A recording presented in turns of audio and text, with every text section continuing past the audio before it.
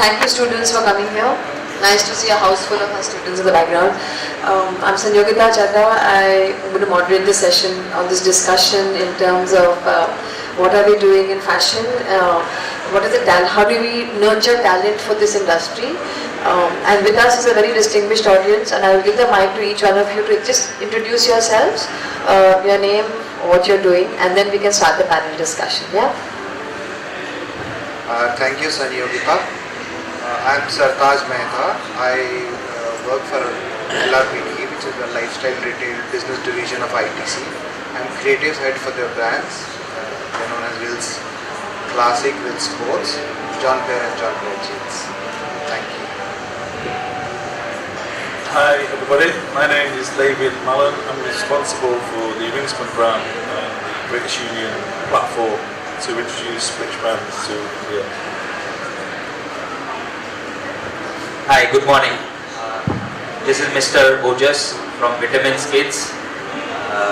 I'm the director of the company and I head the design team in the company. And we have been into this business for the last 50 years, but the brand Vitamins was launched in the year 2000, and you can say it's one of the leading brands in the country as of today. Hello, I am Harbir Sidhu. I run the business end of Musti brand. Among this distinguished company, let me point out, I am not a designer. Hi, this is Shane Peacock. Our brand is called Falguni and Shane Peacock. We show at New York Fashion Week. Most of our work is international. We do have stores in India where we have an Indian line. So it's very distinctly clear that in India we show Indian wear and abroad we show Western wear. Good morning everyone. I am Vaidyavi Ranavde and the course leader for the PGFD program at Pearl Academy in Mumbai. And we are very proud to host this roundtable today as Pearl is in Mumbai from this year onwards. So we all welcome you to the campus as well. I think Manoviraj was supposed to be here along with me to do this moderation, but I think he's not here today. So I think we'll just start the session. The idea of this entire session was to look at fashion in its entirety. We all are in the fashion business, even if you're not a designer. We're all part of this fashion industry. This industry is growing by leaps and bounds, and it's changing as every day. I think there's something new happening in this fashion area. So one of the things that we would like to discuss, and we throw the floor open to everyone to share, is what are the mega trends that we see, maybe not related to fashion, but what are the mega trends that are around us which are in some way going to impact fashion, going to impact consumer buying, impacting consumer behavior. So if, whoever wants to start, we can actually just discuss the mega trends, and then we will come to how do institutions and industry kind of work together to look at fashion, look at this fashion industry in say 2020 or 2025 or whatever. So we leave the door. I'll open the floor now. So whoever wants to talk about the mega trends. So when I'm saying mega trends, it could be a trend in technology. It could just be social behavior. It could be the new generation that we're dealing with. And it could also be the way the world is actually evolving. We're getting more connected, there's technology everywhere. Fashion has been around for a long time, but I'm sure all of you are in this industry are seeing the way it is changing. And with the change in the fashion industry per se, I think also the way people who are coming into this fashion industry need to adapt themselves, I think becomes a very big point. So can we, whoever wants to talk about the trends. Would you like to say something about the trends that you see around us which will impact our business? I think the big thing for me is that India isn't in isolation. I mean, you talk about how technology impacts everything, and everyone has a smartphone, and I always talk about the Indian customer being the most challenging. There's an expression in America that says they want the moon on a stick, and you want everything: innovation, quality, service, and price. The thing about now is that we live in a truly global world. I mean, you can look at everything. Everyone has a smartphone. Everyone is online all the time. I think statistically, in Europe people spend 4 hours a day on the phone, and I think now the global aspect of fashion has to be, everyone sees everything. There isn't really a point where you can say, well, this is specific for India or we'll do this for India. It has to be for a global market. I mean, we're fortunate that we sell across the world, primarily in Europe and the States. I would say maybe, even 5 or 6 years ago, we used to have separate ranges. There would be differences outside of sizes or colours, but now, fundamentally, we have a global range that really does sell to everybody.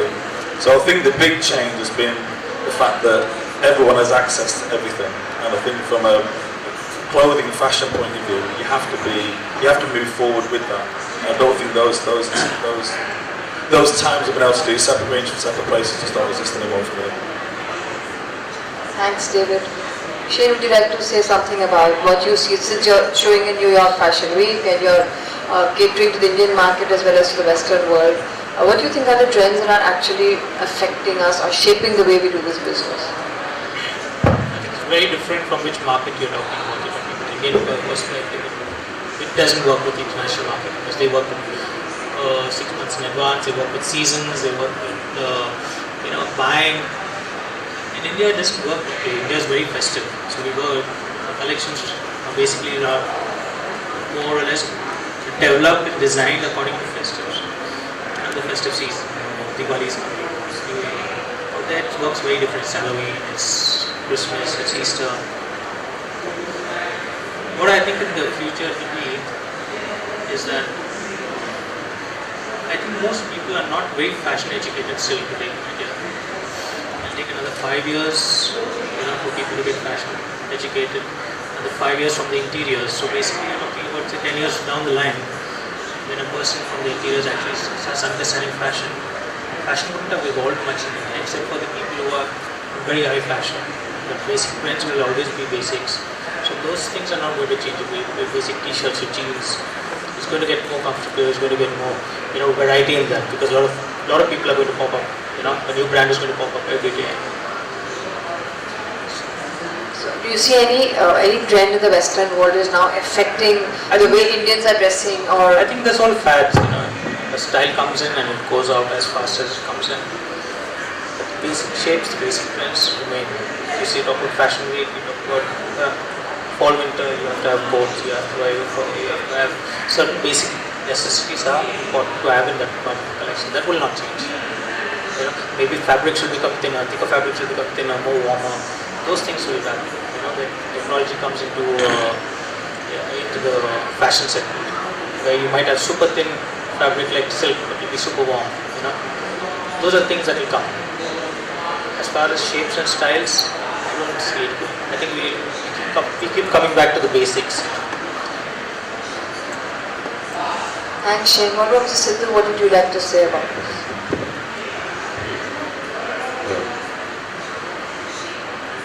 I find, as Shane was saying, the fashion sense in India is not fully evolved across the board.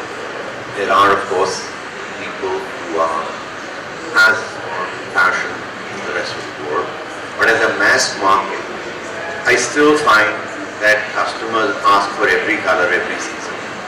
We still haven't got into a universal sort of flavor of a season across the market. Brands have it, but across the market, that kind of evolution has not come about. Trends in India, there will be some people who will have some modern trends, but everything will be available all the time, in some market or the other. And until that changes, and cycles of fashion become a little bit more predominant, the whole fashion industry is going to be a little confused, largely because the customers are also confused. Big trend is going to be, I think, as David put it, everyone is in touch with everyone, and some sort of convergence towards fashion cycles will come about, and India will become involved. Thank you so much. Sartaj. See, there are two aspects to it. One, I think very clearly, one is the global trend, when what David also said, there's a global language which is emerging. At the same time, it is becoming very important in the emerging economies that there are regional trends which are emerging. When you talk of fashion forecast, we used to have a very one forecast, either would come out of Europe, they would specify colors, they would specify silhouette direction. Now the forecast itself understands that there is a need for regional color forecast. So there is a Chinese color forecast. There is a fashion for Southeast Asia. There is a fashion for South Asia, which is India typical. As the regional economies will emerge very strong, I think there will be regional trends which will stay along with global trends. And as the younger generation grows, like India for example, where the average age we say is 26 years, there will be enough who will adopt global trends, and there are enough regional trends which will emerge. If you look at, there's a lot of respect which is going to come in regional brands. So I think fashion will have both aspects, global as well as regional. So Taj, since you're with ITC and you've been doing a lot of work with all the other brands, are there any mega trends not related to apparel which you think are going to start affecting the apparel industry? Whether it's the kind of youngsters who are now coming out of college and into the workforce? Yeah, I think the lifestyle which is changing very dramatically, and if we are very alert and we understand how the youngsters are going to live their lives, that will become a very, very key trend for your apparel also. Their sense of clothing is changing very fast. They would look at innovation in a very big way. They would look at comfort in a very big way. Some of them, or I would say most of them, will also look at a very, very global citizen kind of a. So I think that's gonna impact us in a way. Depends how each brand interprets it, but that's how it's going. Mr. Ojas, what about? Yeah, as all my friends say that the fashion is very global, as Mr. David said. Of course, the fashion is very global and also a lot of international players coming into our country. I feel we should stick to global trends, but we have to mold it into an Indian style, because still India is a socially background-oriented country, So there are a lot of ifs and buts into styling, into fashion, into accepting what is the forecast going to be. So all in all, basically I am from a kids wear background, so we have to take care of all these things and put it into a product. So if I just look at the kids wear brands that are out there, we don't have any one kids wear brand probably which is comparable to any of the global kids wear brands in terms of style, in terms of detailing, in terms of the kind of merchandise we put out. So is that because of the regional preferences, or is it because our market is not mature in the kids wear brand? Our market is not yet matured in kids wear brand as yet. It will take another 5 years. It's starting to mature. I mean, a lot of organized players are coming into that category as well. So maybe in the next couple of years, it might bloom into way where people can display their merchandise or make a product up to the mark of the international brand look. Exactly. And you have a lot of young parents shopping for children. So do you see anything different in the way they're shopping? Do they ask you for something different compared to somebody who was an older shopper? Like, in terms of the age. Yeah. They are now very arrogant for the fits, arrogant for the styling, for fabric composition. Lot of trends, lot of asking for cotton fabrics. And the fit now is very important for kids wear as well. They are asking for particular fits. They will try on. There are certain customers who come. They try around 50 garments in the store, and then they select 5 garments. So the customer is also getting aware that this is the fit what my kid needs to wear. So this is becoming very important. So are the customers aware of trends? Sartaj, your customers who walk into your stores, are they really aware of trends, or they just come in, look at what you're selling? Because Shane's business is different. You're designing and you have a clientele which comes to buy your merchandise. Whereas if you look at Mufti or you look at ITC, you have customers who are walking in just picking up brands. So it's all because of the digital media that is happening. It's not people do not understand the forecast. There is a class of people who know what the forecast is. There is a class of people who travel abroad, so they know what are the trends. But other than that, the digital media, the things happening on the television, that inspires people. Okay, boss, this is the fit that is running. This is for a simple layman language that Anushka Sharma wears a slim fit pant. So it's how things come up. there is a lot of following of Bollywood also in her country. So is that way how fashion is taken up in our country, I feel. Sanyukta, they are very, very clearly understand trends. It's not what used to be 5 years ago, a good brand could dictate terms and they would wear whatever you display. They are very clear about trends, they are very clear about fits, they understand colors, they understand patterns. And we have realized in last 2 years that anything which we do which is very contemporary, it sells very well. So our customers really educated because of the way the world is becoming into a global village. Mr. David, you're into the denim business, right? This is like got a very young customer base. How do you find it? How do you find your customers, and what kind of stuff do they actually ask for in your brand when they walk into your brand? Do you just buy it the way it is? Do you have a feedback system where you understand what the customers are really looking at? How do you actually work up? Because denim is like really driven by people who love the fit or people who love the look. Denim is one of those kinds of product categories. It does, but if you're a new brand or you're new into a marketplace and you have to offer something new or original, at the end of the day, if denim particularly was just about fit and fabric, that everyone would wear Levi's, but they don't. It's just a natural progression that, the eldest son doesn't want to dress like his dad, his younger brother doesn't want to dress like his brother, so everyone has a different look and style, everyone's looking for something new and fresh. But feedback is absolutely critical. Nobody can just develop in isolation and put something into the marketplace and hope for the best. It's a constant refinement. It isn't just a designer's job to design in his ivory tower and have no access to information from the shop floor. It really is a process and a team effort in regards to how not only design but how you then develop product. And it has to come back from your customer. The bottom line, we're all here. We all are fortunate that we earn a living through fashion, but we're not here for a hobby. We're here because we run a business and involved in business, and that has to have a commercial side to it. So again, every success or every product success is driven by the customer. And that refinement of that information the customer gives you is absolutely critical to the process for me. Thank you, David.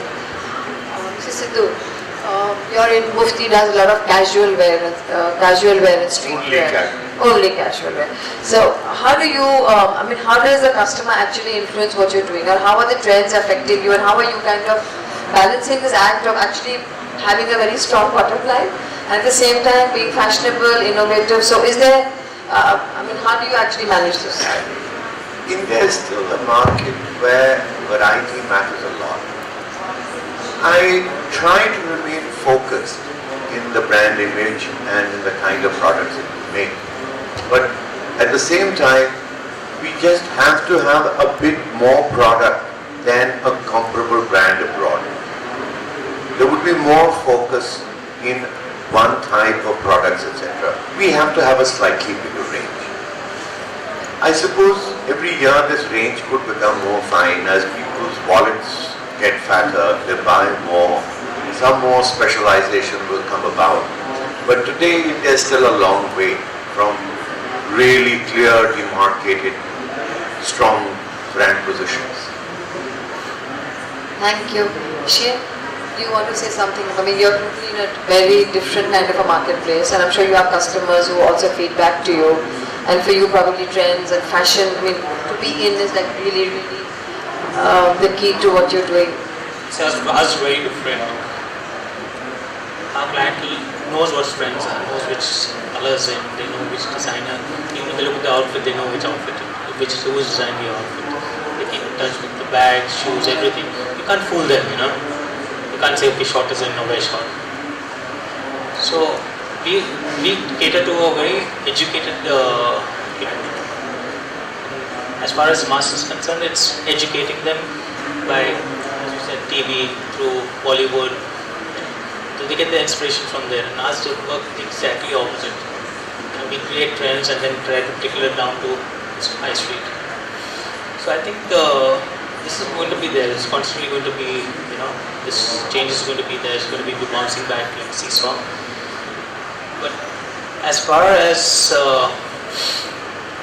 you can say where India is right now, where the online boom is happening and everyone's on the phone and everyone's buying online, I don't see a day when a normal person won't know what a brand is and how to get it and how to buy it and I think soon major brands are also going to come down to the masses and going to bring down their products to expand their their customer base.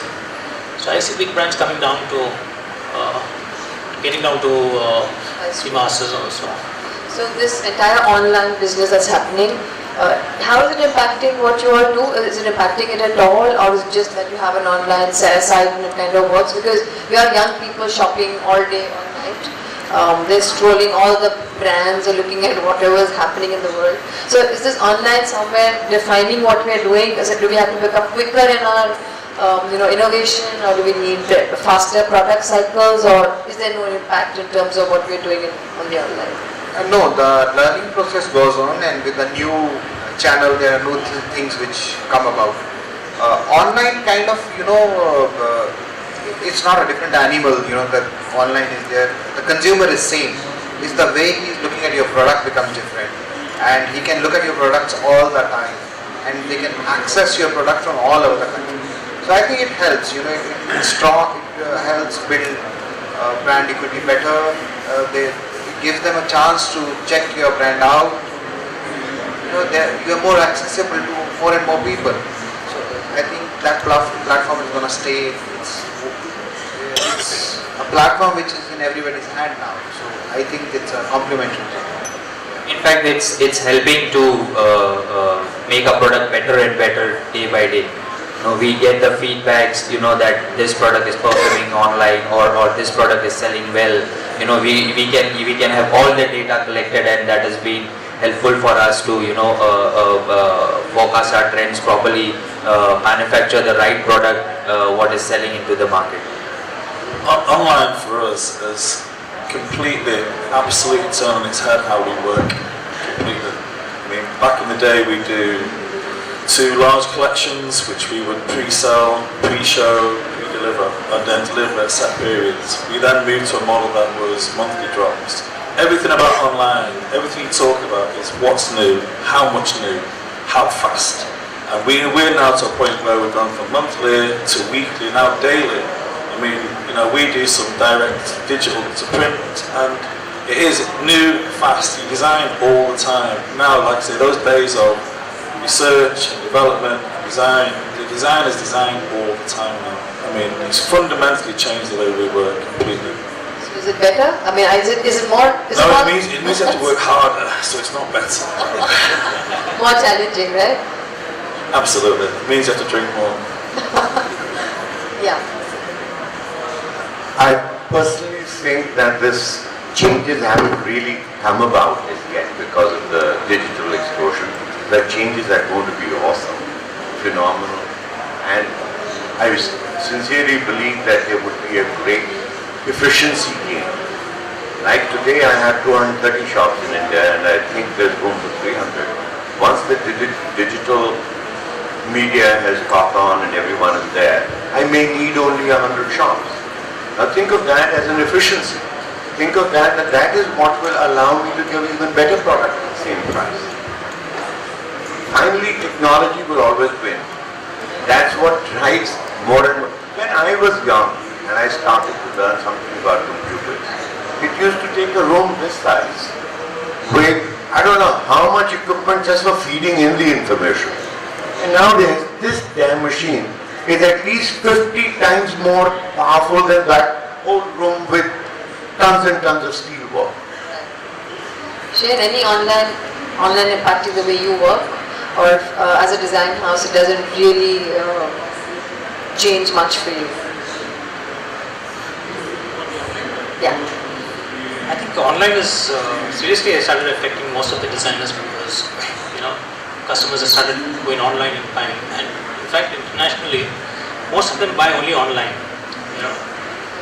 Even if a designer's got his latest collection, he has an online collection which is there. That culture is going to come down back out here. So there is a positive change with the online business. Yes, customers becoming lazy then, everything at home. So we have to become smarter, right? Yeah. Internationally, as he said, brands make a separate collection which is exclusively available online. So this is what the future is going to be. That there will be a separate online collection and a separate offline collection. That is what I think is the future. I think other than that, you see the consumer is same, so you can't be different from the consumer. It's like exclusivity. It's just online. It's that way. It's not that the whole range will be of that kind. It's like 10% of the range which is exclusively available online. So the online shoppers are more, ये online ही मिलेगा, ये हमको offline नहीं मिलेगा. So it's a kind of marketing strategy this all international brands do have as of today. Yeah, maybe as of today, but going forward, I sincerely believe that, like what Mr. Sidhu said, it's going to become a very powerful channel. Where if you look at businesses abroad, they would say around 10% of their business would come from online. That is passé now.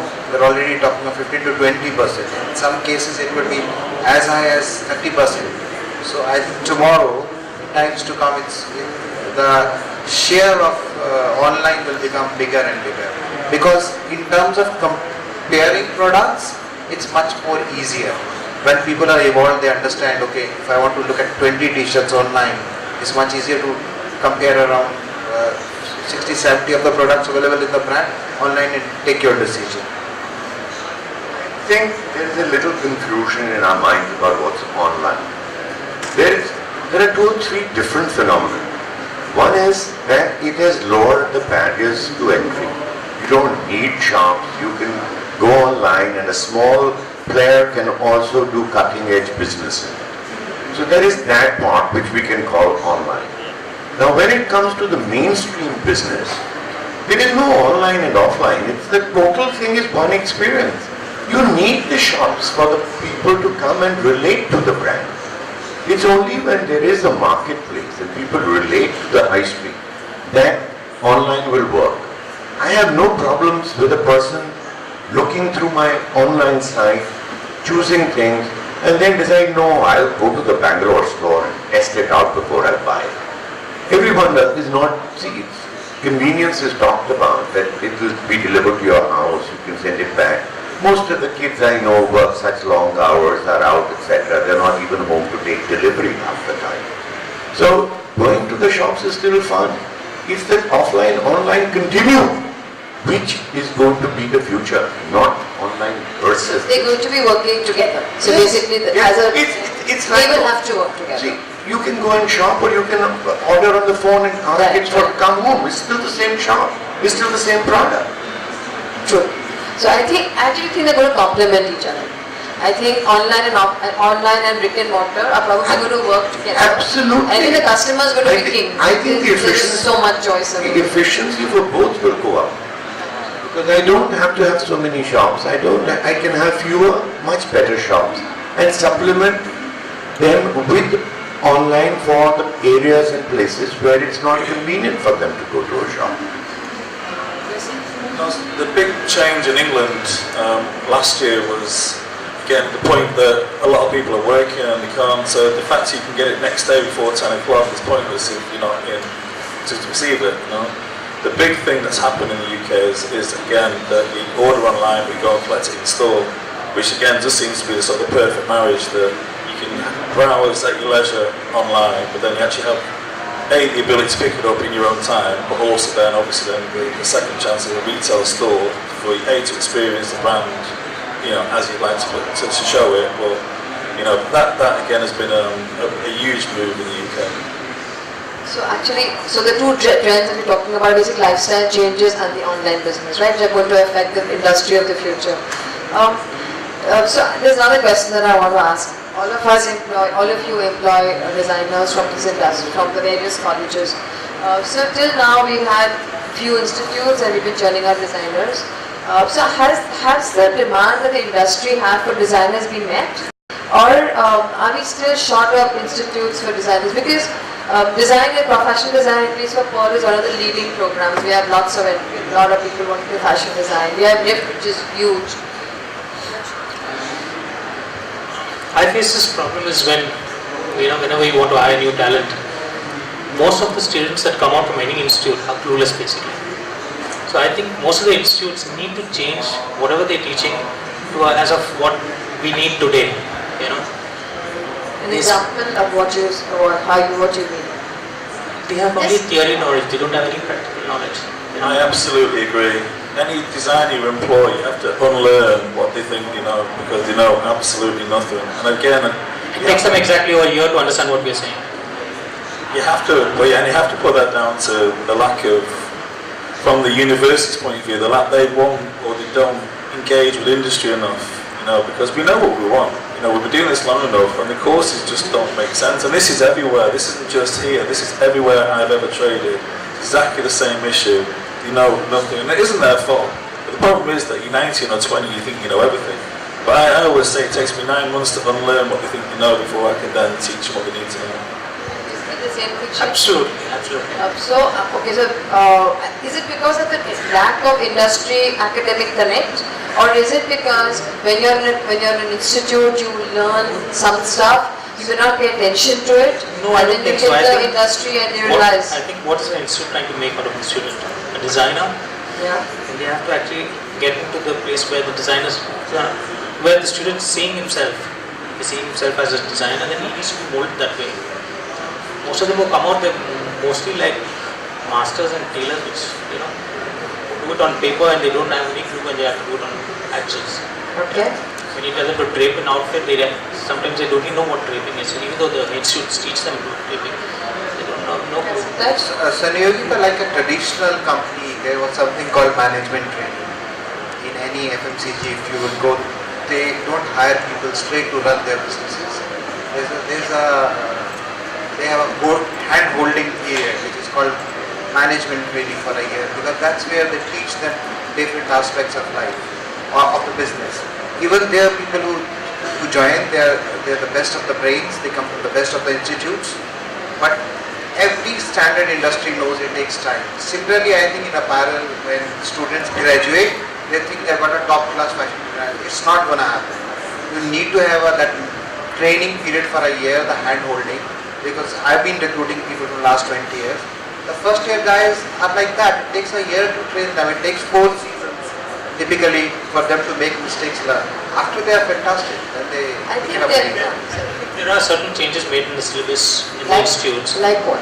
I exactly don't know what you are I'll tell you where. Okay, so we'll hear him out and then we'll come back. Yeah. Like I've been to St. Martin's in London.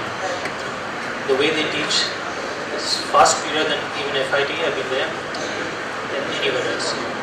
And I think if you all take certain aspects from that, St. Martin's, I think, But the syllabus changes are, as you say, the way that we work now is we work online, we have access to the world, the ability to be able to then design on a computer first thing and have some fundamental skills.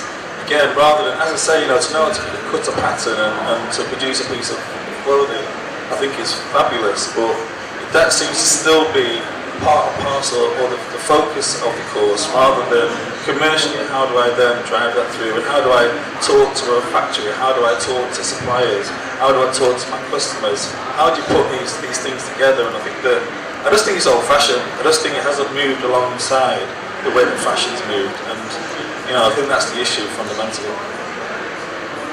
I've had a problem with the students or the professionals who come to me. The level of commitment, the level of love for your job is missing. A lot of the students have just taken up courses to become employable, not with the passion that you need for this industry. I'm sorry, I may be sounding rude to some of the students, but maybe we should be nurturing that passion. That is what will finally help them and us. Just to say before, I think Shane had said something about they just come out as fashion is tailors or whatever. Today it's a trend, tomorrow it's a fad. Today colors in, tomorrow it's out, or today styles in. They need to know. In fact, a couple of weeks back we had a job interview for hiring staff. They need to know what are seasons, according to seasons, what the fabrics that you use, who are the designers. Like you show an outfit or a picture, they have no clue who the person is about. They only know what's happening in our country. They need to understand what's happening throughout the world, what's changing throughout the world, which those are shutting down, which is coming up, which the brand's going up. They have to understand the difference between a brand and an house. Those are the things that we do. Like Siddharth said, I think some of the older companies, like we were in Madura together, and I know that everybody who joined Madura for 1 year was not given actually a job to do. He or she was taken into the system, and for 1 year you worked along with the senior designer. And the idea was just to, because when you come from institute fresh, you've never worked, and there is a difference between. So I have an office in New York. But when you hire a person out there, they know exactly what they're doing. So maybe they have a longer industry interaction or something. Is that how it I works? think they're more aware of fashion. Yeah, they're more passionate. You tell them be there at 9 o'clock, they are 9 o'clock. Okay. So do you think it would help if actually people handhold for at least a year? I think it's really important because you go to different industries. Every industry is not the same.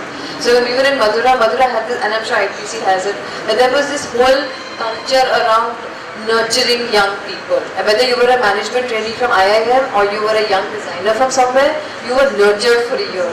And then after a year, you were obviously made to hit the road running, and then you were fine to do it because you had 1 year of observing, watching, being taught, being handled, and then you could hit the road running. This was for everybody who joined us. So that's Yeah, what would you I like to think say it's a about very natural process, especially what happens, we are a little more patient when a corporate level we hire designers because we know that's natural. So obviously if a guy has been exposed in a metro, has a natural flair towards clothes, then somebody who comes from a smaller town, not that somebody who's coming from a smaller town is not a right designer. So I think your experience when you are from New York, you are far more exposed. And also it's the sensibility of a place. We hear about punctuality in Mumbai more than in Delhi. Similarly, I think New York. But I think nurturing does help. It's important. It's like a kid, you nurture people throughout stages. But I think somewhere I've heard this, especially from design setups, smaller setups, where they want very quick results. I think quick results come at a cost, and you have to be patient for that. But people who are genuinely serious about their careers, who take it up very seriously, they do a very great job of that. I still feel certain changes have to be done in the institute. I think what's also happening is the students who are coming into fashion, at least not in India, are also students from smaller towns. They're not just students from the big metros who come in to study. And when you're in a smaller town, none of us see fashion the way it is, say, in New York. Like somebody who's in Delhi or somebody who's in Bombay sees far more fashion. But we have students coming from smaller towns. It takes us that much longer to also get used to what is this fashion thing. We're in this industry, but what is this industry all about? So I guess what Shane said, I think obviously somewhere there would be that slight trade-off, or maybe we need to expose them more to this fashion world, probably. You mentioned something about... Yeah, I think that's the main issue in our country, that designers who are coming from the small town, they are not exposed much to the international trend, or maybe they are not handheld with the institute, which what the international trend is going on, what the brands are following. So he's right that there has to be certain changes in the institution curriculum that they can help nurture the kid at least 50%, that she is ready to go and work for a brand and what the brand needs, that she understands the international trends, how we can take up international trends and put it onto papers, and practically it is possible. So I agree to my friend that we need certain changes into the curriculum. So we'll come to the changes the next question, but just to go back to what David said. David mentioned something about fashion becoming quicker, and so do you think there's something that needs to be changed in the way new designers are thinking? Absolutely. So Everything has to run in parallel for it to make sense. It has to all work at the same speed. And as I said, the way that we work now is fundamentally different than it was 10 years ago, and that has to be referenced through the syllabus. I mean, nobody expects people, as I say, at 19 or 20 to come and run your business for you, and and you wouldn't dream of giving anybody to go off under their own steam and do anything. But there's just core fundamentals that are missing. We've actually adopted the intern system, which is very popular in the States. It just gets you to know the person, and you really know if they're serious, if they're passionate, if they're going to turn up on time, if they wear deodorant or not. And it's just, you can get to a point of actually trying before you buy. And I personally, that half of my design team now has been picked up from an internship point of view. But the speed And as I say, I can only talk about my own business, but speed is fundamental. And as I say, no one expects people to jump in and get going from the start. Any new employee has their hand held, but as I say, there are some fundamentals that just aren't referenced. And as I say, it isn't their fault, it's just not taught, they just don't know. Do you want to elaborate on what these are? Because I think it's really, see what happens is when we are in the industry, we expect the students to come with certain skill sets, right? It's never translated backwards. There's no feedback system back to the institute saying, what are these skill sets? So if you can talk about some skill sets or what are the kind of skill sets, then probably it kind of throws light for everybody in the room. Well, for me, it's being computer literate. I mean, having, you know, if you're going to spend 4 or 5 years studying fashion design, then you have to know how to use a computer. Nobody's sketching particularly much anymore. You know, CAD's the way this business works and runs, and the fact of a designer having them to talk to suppliers and factories, that part of it's just missed. You know, it is, and as I say, how you work, every company works differently, and that's the way of the world, but just some core competence in regards to the fundamentals. And as I say, even simple stuff like turning up on time, like it's just simple things that need to be put in place. Just welcome Archana, who just joined us. Welcome Archana. We've already gone through one topic. We were discussing mega trends, which may not be related to fashion, but which are actually affecting this industry. And also about the designers whom we are employing today, and are they adequately trained to be in the industry? So, just while we are still on the topic about training at colleges, etc., may I just add, see, a true sense of fashion, what Shane said about the New York guy being more aware, what you said about people coming in from smaller towns, not from Bombay or Delhi. It's true that its fashion sense is not really going to get evolved in a person by going and seeing some shop. It's on the street, it's on the people that he meets with, it's where he lives, how he dresses, how everyone else dresses. May I suggest that you have kids with you for 4 years, make sure that they all dress well, make sure that they all evolve a scene. Maybe you should have pictures with all fashionable people in them running all the time around them. You know, like these language lab people, people who have to speak on the phone, they are just told to see American films all the time so that they can understand American accents. Somewhere the idiom of fashion has to become a part of the life of the students. And I know I'm asking for a Herculean job. It's really interesting to know, what the industry is looking at now in terms of talent. So can you pass the mic to Archana? She can introduce herself and then we can involve her in this discussion. Hi, this is Archana. Sorry I'm late. Yes, so you would like me to talk about the last topic that you were talking? You can talk about trends that you see, mega trends, anything around you which you think is affecting the fashion business. And the last topic that we were discussing right now is the students. So I'll begin with the last topic because we're still on it. So as far as the students are concerned, I agree with everything that he said, that they do need to have computer skills definitely with them, which are adequate. Half the students come without those, which is so uncalled for in today's day and time. And another thing I think that we need to teach our students is that all the inspiration that they look for is from Google. They need to look outside Google for inspiration. Look at primary research, right? Primary inspiration. Yeah, I mean everything, like, so you can see 4 students work and you might find 4 things similar. I mentor many children of about 11 colleges, 60-70 children in a year, and actually after the 10th collection you'll find the similar things. So we need to teach people that Google is great, but find inspiration outside Google. And I think it's very important to tell every student, every person who's evolving, that try and first be a stylist to your own self. So you dress right yourself, try and see what trends you're the best example that you can experiment on. So when you start doing color blocking on yourself, when you start doing the right clothes, the right trends on yourself, you can put it forth in a better way. Thanks, Archana. That's really, really interesting. Okay, now most of your designers and so this question may not be to you. We teach students hand illustration. CAD and computer drawing seems to be much stronger.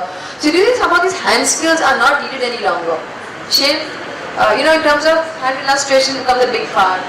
We do manual pattern making, we do manual grading, draping of course is really so do you think some of these need to be tweaked now because the industry is changing, we're looking at speed, we're looking at so much innovation. Satyaj, your view, because... See, it's an evolving world. Like Archana said, the styling is all individualism. And everybody cannot have a similar thought process, or everybody cannot be as good as we think. I believe there's always been variety.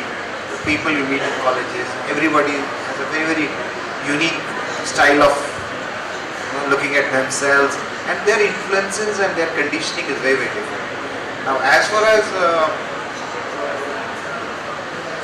the hand-drawn sketching, or again those tools, they evolve. There are people who are good with hands, there are people who are good with their technical skills.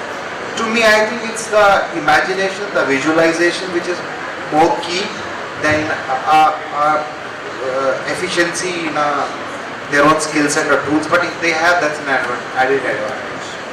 Are there any new skill sets that need to be taught? It's a very direct question. I mean, you have this new age, online happening. You have computers becoming bigger. Any new skill sets that you think need to be taught now, which was never taught by any of us when we were in college? Yeah, I think with this tool, what needs to be done, it's a powerful tool to put your conceptualization right. You can actually put things together in a way that it becomes very, very clear for the end user or the people who want to sell the product to. It's a very powerful tool. What's happening in cinemas, something like that, where different technologies, you can move from 2-dimension to 3-dimension, that kind of a scene. So I think you need to look at that. Yeah. Thanks, Satyaj. Shane? I think what's important is when a student is coming out from there, they need to be instilled with a vision. What is the vision? Are they going to be designers? Are they going to be merchandisers? Are they going to be, various fields are there in fashion which they're going to be. Okay. So that needs to be understood at that point. I see so many students struggling at their own work in an institute. You can't struggle at fashion if you want to be a fashion designer. It should come out naturally. The passion has to be there. It has to come out, and I think that is important. We should get that out naturally from them. Make them more comfortable with the outside world. Some of the kids, as you said, that they come from smaller towns. When you say you talk of the bra, they start giggling. Those things you'll need to bridge the gap between that first, and then take it on from there. The fashion is moving very fast. Archana, you want to add something to that?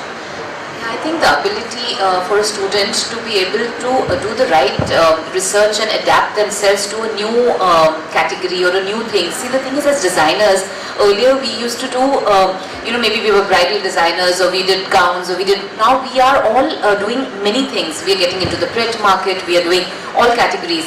Plus, there's so much PR that happens along with the designer. There are magazines, there are interviews, there's so many things that happen. So you should be able to research on a new topic that's given to you, learn it, adapt it, and be able to cope with it with the designer.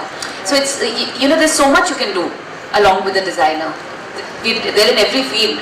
Yeah. So you should be able to adopt. So how do you do that? By doing the right amount of research and adopting and educating yourself. So I think that ability to research. I find very few colleges teaching this. Okay, so from a college standpoint of view, really push research, but for some reason, and this is not a problem with our institute, things across institutes, students don't take research seriously. They think it's like, it's not an important part of their life, and they feel, and it's a misnomer that most students have, that designers just create from the wind. They don't realize that for every design collection there's research which has gone in, and that research is what comes up. So it is taught, it is kind of instilled, but is it 100%? No, it's not. And it's like something you keep struggling. Some of the stuff which you are talking is actually things which I think most institutes grapple with at all points of time. Especially research being one. I think adapting to the computer being the other one. People who are comfortable with hand skills don't want to move to the computer. They just find it easier to work with hand skills. I think some of these things are what we would have to work along with. There's one question I think which I would, anybody else wants to add to this, and then I'll... However strong the institutes work on the students, but for me practically I feel like how Mr. Mehta said, that the practical knowledge or the know-how, we need to be the brand owners or the company, whatever it is, each and every company has their different style of working.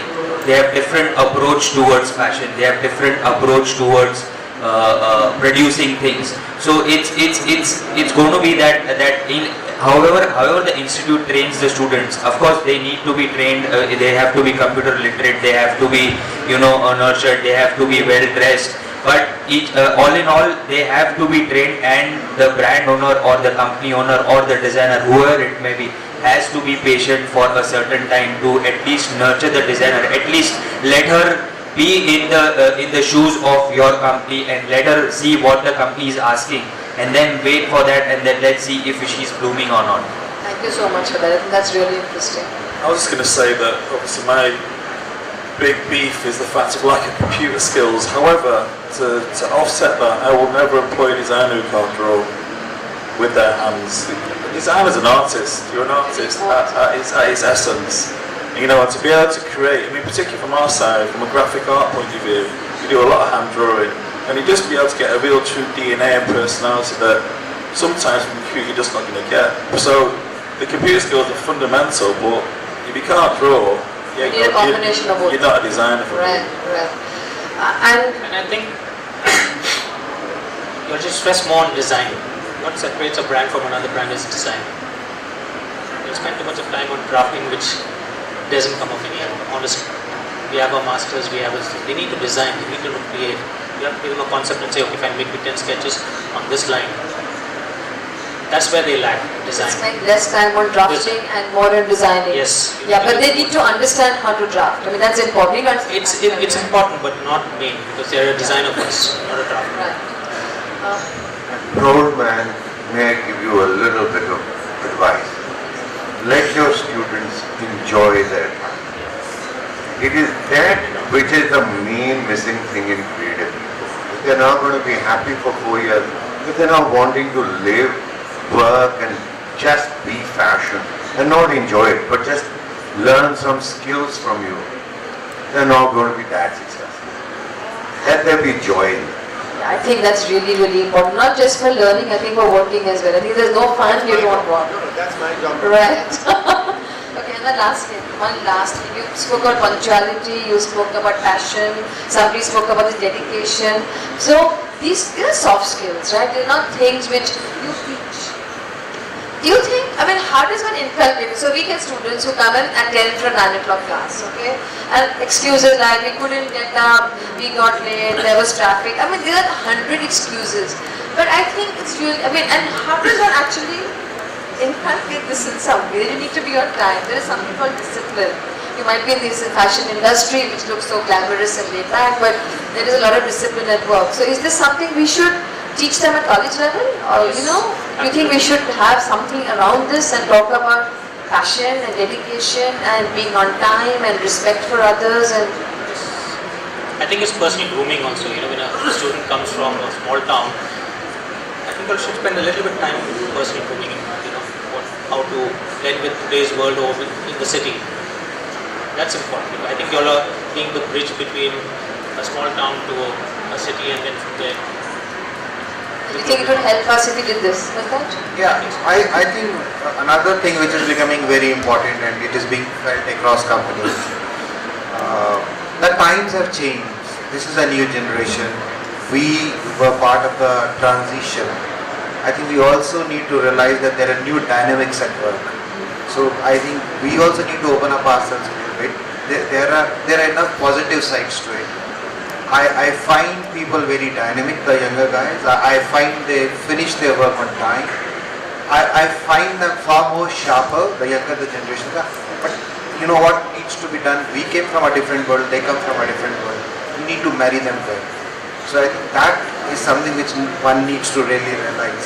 And I think there are pressures of urban infrastructure which are really true.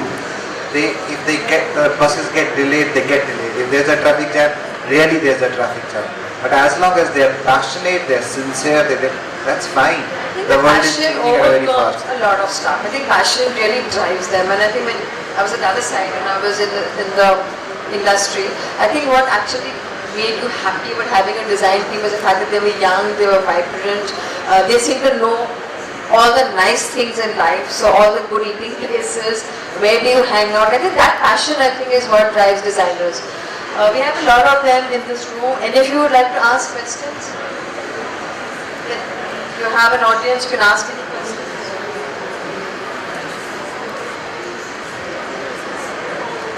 Basically, I am dealing with a lot of small brands across the country. India has got about 10,000 to 20,000 small brands in places designing sarees and dupattas and t-shirts. I don't know, they haven't heard about fashion designers. The only sitting here is the top brands of India. India is a vast country. It's a huge population, consuming a lot of kapda. $100 billion of designs are required. People just go to Bangkok and Hong Kong and copy those designs. Why can't you teach these guys to become entrepreneurs, than to become a bureaucrat? Hire a designer. I want to hire a designer. I'm a chemical manufacturer. I have a cost. I hire a designer. People ask me, why should I hire a designer? What is the cost? What will be my payback? I'm a 25 crore brand sitting in Ludhiana. I just go to Hong Kong and Bangkok and pick up some t-shirts and make those t-shirts. I have not heard about that design adds value to my business. So I would suggest these people, whether they are taught about economics of design, what's their cost to the company, what the value they are bringing to the table. I don't mind paying X amount as an entrepreneur to a designer if he adds 10x to my business. That's it. I would like to answer. Anybody who's close to designing in any field of life is dead. Anything which is bringing business to this earth in all fields is only design. Look at any company which did not invest in design. There are 10,000 examples are shutting shops. So the cost of design may not be tangible. You don't have to count it by 25,000 rupees salary. It's beyond your imagination.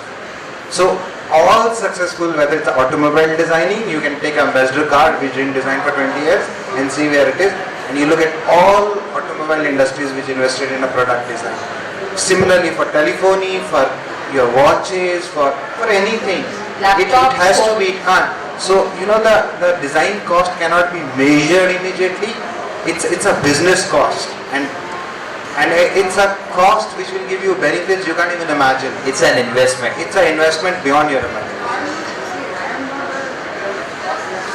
And most of the designers by nature are entrepreneurs because they understand the sensibility of a design, which It's not a cost. That's the only thing I'm selling. It's not a cost. Design is the only thing I'm selling. Nothing else. I think design is what is setting one apart from the other. And I think people who are, I think like Sarkar said, everything in our life is touched by design. You look at televisions, you look at cars, look at buses today. They Volvo vis-a-vis the earlier BST. as simple as think the milk carton packaging. It's a design. You must have heard about paper boat. You see where paper boat is today. So you look at a design with a wider bottle like horizon. this, earlier nobody would have thought a bottle should have a place to hold it. I mean, everything is design. I think his point is, if he's planning to hire a designer, what's the changes that he's going to bring about in his company? How is he going to, give value to his company by hiring him? See, I am not a apparel manufacturer. I am just giving an example of the guys who are in small towns, through these small businesses. They don't know, see, there are 10,000 designers India is producing. They require 10,000 jobs. And those jobs can be created by creating an awareness of the design to the guys who need designers. They are not aware. That is the main problem. Only top 10% brands know this importance of design, as he said. No, see, typically in an evolving ecosystem, for example, in places like Ludhiana, where the small-time brands now which are big, they all evolve in that system, where they think going to Hong Kong and picking up a design. What they are doing, they are picking up a design only, nothing else. But then there's a methodology they adopt. But over a period of time, when system processes and when the brands become big and you need a methodology, you start hiring a resource, hiring a talent which is required for that. So I think that's an evolving ecosystem in the industry. It happens. I agree completely. I agree completely. All these small brands, they begin by that maybe, and they are taking a design, as he rightly said, and then they are businesses. They are business enterprises, and then when they want to become a brand, then they think of getting designers on board, because then they want the design to be separate. So it's a process of evolving. So you are first striving to be to make your ends meet, then you do well, then you do really well, then you want to do even better, and that's when you start, you get designers involved, you get so many things involved when you want to become a brand. And I think everything costs money. All good things in life cost a little money, and it's not a cost. I think it's more of an investment. It is how you want to grow. And one last thought before we close. Going to Bangkok and Hong Kong also costs. Yeah. But Taking the garment from there also costs. Yeah, but that is copying, and this is creating a design. That is the difference. Yeah, it's a big difference.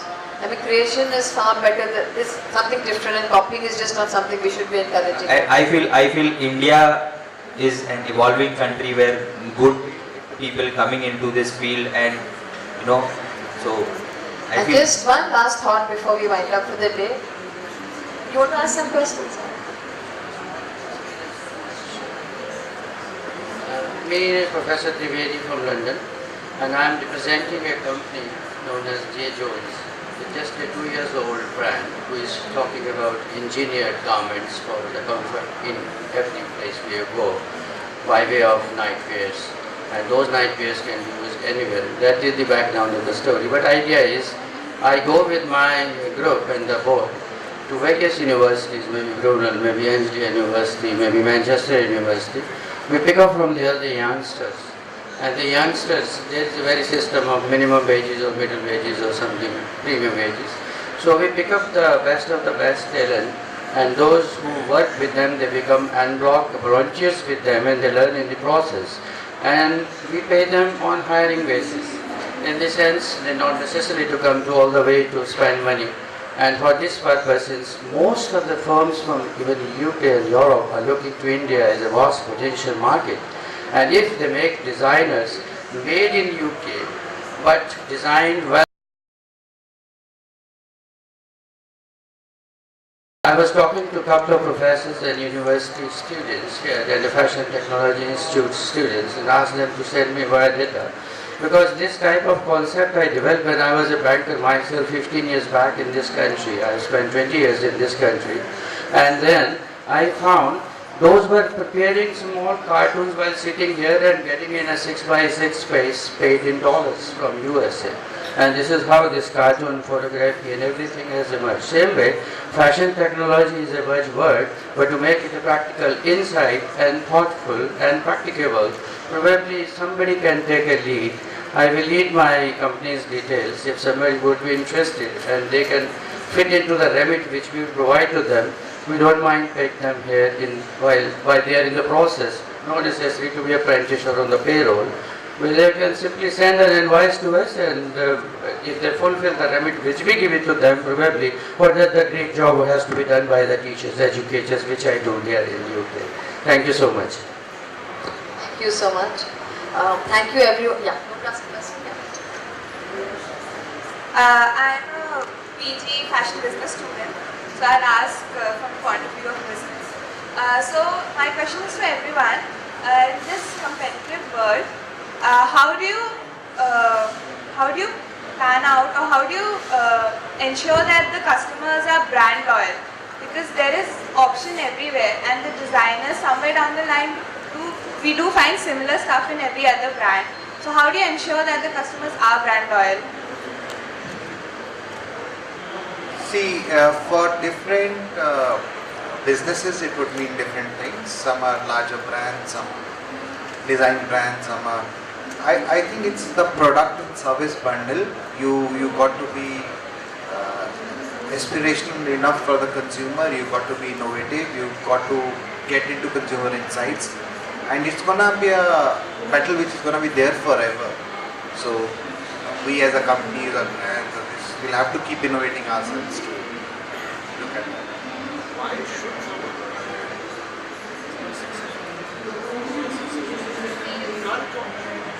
no, to retain the customer. But that's what we are there to do. We want more and more customer to be loyal.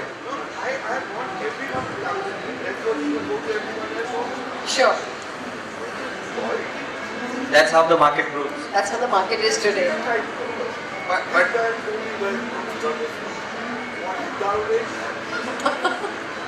that's nice to think, but the question is how do you retain or how do you get more and more? I think loyalty in the sense, how do people keep coming back to you? How do people keep coming back to you? You have to keep innovating, and that's how people come back to you. Reinventing, right? And just Anyway, I don't even want my customers to see buy from me. Okay, just one last question before we wind up the session. Very interesting discussion. Is there any new category that you? Is there any new category in fashion that we are looking at? We had sportswear which came in for a long time. Which came in, has become big. People now sportswear has become a part of most people's lives. Lingerie is there. Any other new categories that seem to be coming up? I think fashion communication, visual merchandising. This is the next thing that I think Indian brands should look at. Right. Because our merchandising is not up to the mark. If you see all the international brands that are there in your Indian market, see their merchandising, see the way they put up their product is very important. Thank you. Any new apparel category? Pardon? It's not textiles. Okay, thank you so much. Shane, anything which you see as showing signs too early? Prakash? Yeah, I think the lingerie will become big, because the way lingerie was taken as something not so important, that's changing. Typically like active sportswear. 5 years ago, if you would want to go for jogging, or 10 years ago, you would just jog in any short. Today you want to jog in a technical short. So I think similar way, lingerie will become very, very key. Nightwear, typically for India, gonna be huge. It's not even there at all. For men especially, nightwear is not there at all. In the accessory section, being a young brand, I think backpacks are going to be the big fashion. Bags is a big thing. Bags and footwear? Backpacks. Footwear, I think, has been changing at a very tremendous pace. Last 6-7 years, the kind of fashion which has come in footwear, including socks, has been really, really good. There's been a big change. I think bags, of course, yes, because typically in India, men are not used to carrying bags, and it's one of the most difficult categories to handle. But I think what you said is right. The bags, the backpacks, gonna be big. But still too early for India. Okay, thank you very much. There is somebody who has something to say? Good morning, everyone. My question is for the entire jury. Considering entire fashion industry has gone online, and you can see everything online, every brand, there's so many bloggers. Don't you think the industry has become a little exhausted? Like a thing comes, we have so many fads, they come one day, the other day, and you see everything, every brand, every website, they provide such similar products. Don't you think there's need some kind of regulation, and something needs to be there's no stability per se. Yeah, it's an evolving industry. So this is an evolving phase. So things will filter out on their own. The new things will come out. I think that's a very natural. Yeah, just not like the Indian industry per se, I'm saying internationally, like globally, but like if you go around, you see same kind of design, same kind of stuff happening, and they just keep changing so quickly. There is no particular okay, this is in fashion, this is going to be there for a season. It just keeps changing at a very quick, rapid pace. I think every brand has its own style. Everyone follows a certain guideline that they have. It's not everyone's doing the same thing. They're doing similar things in their style. Thank you. Yeah, I think our exposure has become very huge.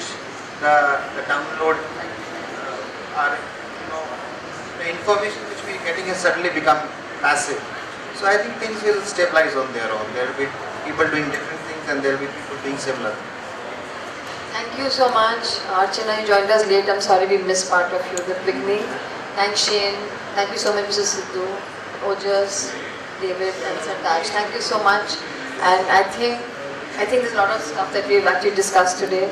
And let's hope that sometime, starting now, the industry and academia actually work together. I think this is something which has been discussed for a long time, but I don't think we actually come to a meeting point where academics and industry work jointly, but probably it's the time to do it now. I think with this whole changing scenario, it's going to get more and more important that students are industry ready as soon as they leave the college, and I think some of the skill sets we discussed today, I think are really helpful for all of us to look at in a broader aspect. Yeah, thank you so much. All in all, to all these students that you have come here, just enjoy yourself. Designing is all about enjoying. The moment you start enjoying your work, start enjoying your design element, automatically designs will flow. This is what we have been going through, what I have been personally, whenever somebody comes into my company, I just tell them enjoy here. The moment you start enjoying, good things come out of you. I think if you come into college and think you've come here because you love it, and the same thing when you go to work, I think it just changes the whole dynamics, and I think you start eating, breathing, living, and then it becomes because your design, DNA, because right? all designs come from here. If this is fresh, if this is enjoying, then automatically designs will flow. Thank you so much, Ojas. Thank you guys for being part of this. I think you've heard a lot of interesting stuff, so I hope it helps you guys. Thank you so much.